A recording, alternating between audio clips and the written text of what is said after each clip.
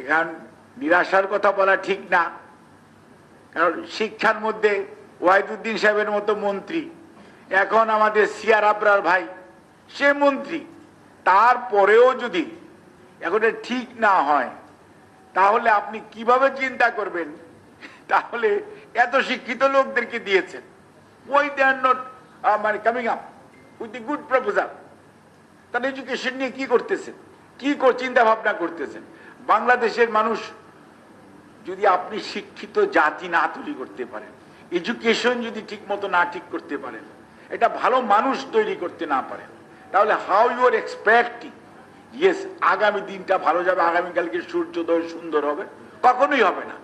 এই mob justice বলেন, culture বলেন, সন্ত্রাস বলেন, আমাদের বড় ভাই বলে চলে গেছে মিলন ভাই, সত্যিকার অর্থে where we are heading towards, ওই ৭১ বলেন, ৯০ বলেন, আর এই ২৪শে জুলাই বলেন, ওই শহীদের রক্ত কিন্তু আমাদের কাউকে ছাড়বে না। আর যে মানুষগুলি চোখে দেখে না, পঙ্গু, ওদের বরদোয়ায় আমরা কিন্তু শেষ হয়ে যাব। সত্যিকার অর্থে we are not doing our job, nobody is doing our job.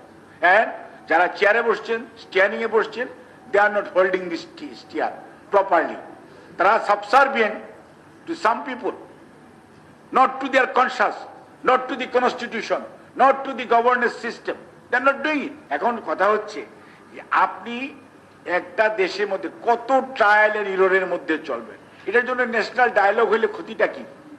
এবং আপনারাই সবচেয়ে বুঝবেন। আর সবচেয়ে আনফরচুনেট পার্ট, একদিক দিয়ে স্যার ভালো হয়েছে কারণ কমিশন না হওয়াতে, তাহলে আরো ২ জন বিদেশি হয়তো কমিশনের প্রধান পাইতেন, যারা আবার বাংলাদেশ সম্পর্কে ধারণা তাদের might be a bit shallow. তারা বাঙালি নো ডাউট, বাট ৩০-৪০ বছর বাংলাদেশের কালচার, আবহাওয়া, এটার সাথে তাদের গ্রুমিং তেমন নাই।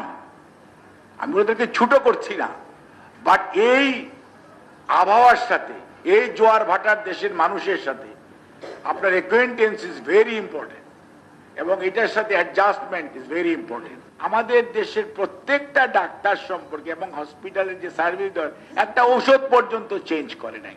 So it is an endorsement, এবং এটা কিন্তু আমাদের ডাক্তারদের মানে আপনার যে ওদের যে সেলফ কনফিডেন্স, সেটাকে ইমপ্রুভ করেছে। অর্থাৎ মানুষ যদি চায়, এই যে আমরা সবসময় বলছি মাহাতির মোহাম্মদ উনার অপারেশন, বেগম খালেদা জিয়া উনারটা এখানে করিয়েছে, তারপরে কিন্তু she is doing now good, আলহামদুলিল্লাহ। কাজেই আমি মনে করি যে যদি আমরা অর্গানাইজ করতে পারি, এবং যদি আগ্রহ থাকে, এবং চিন্তা ভাবনা থাকে, ভিশন থাকে, মিশন থাকে, তাহলে এবং অ্যাকাউন্টেবিলিটিটা যদি আমরা এনশিওর করতে পারি, আর গভর্নেন্সটার মধ্যে যদি কোনো মানে ইল মোটিভ না থাকে, তাহলে হেলথ এবং এডুকেশন দুটোতেই আমাদের যে পটেনশিয়ালিটি আছে বাংলাদেশের বাঙালির, সেই পটেনশিয়ালিটি কিন্তু কাজে লাগিয়ে বাংলাদেশ একটা ভালো অবস্থায় যেতে পারে বলে আমি খুবই আশাবাদী।